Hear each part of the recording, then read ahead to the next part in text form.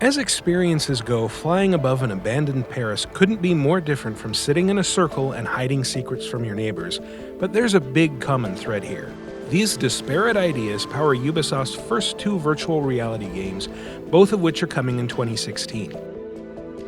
Eagle Flight is an unfettered adventure set in the skies above Paris, in which you'll see through the eyes of an eagle and dive through crumbling city streets in a mixture of open-world missions and multiplayer battles.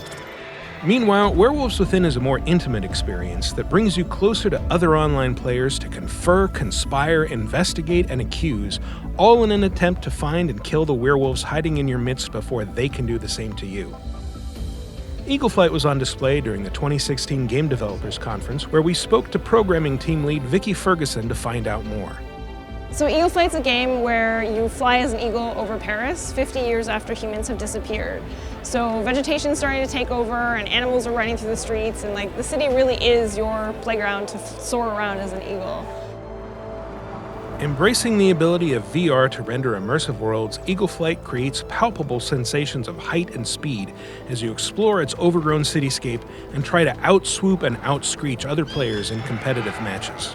Even for someone with a lifelong fear of heights, Eagle Flight makes its altitudes dazzling rather than dizzying, and a big part of this is down to the controls, which let you steer through the air just by tilting your head to look where you want to go.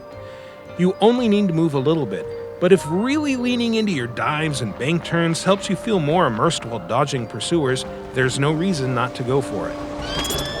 So we actually just overheard this one guy, his friend said, how do you feel? And he said, I feel like an eagle. And I think that's the perfect reaction. That's exactly what we're going for, because you're not just playing an eagle on screen, you actually feel like you're there and able to move through the streets.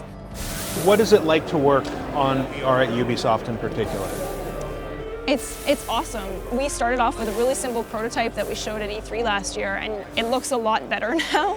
It's a lot more polished, and we can sort of rely on that Ubisoft experience to bring that AAA polished feel to a game that started with only a couple people sort of prototyping and figuring stuff out.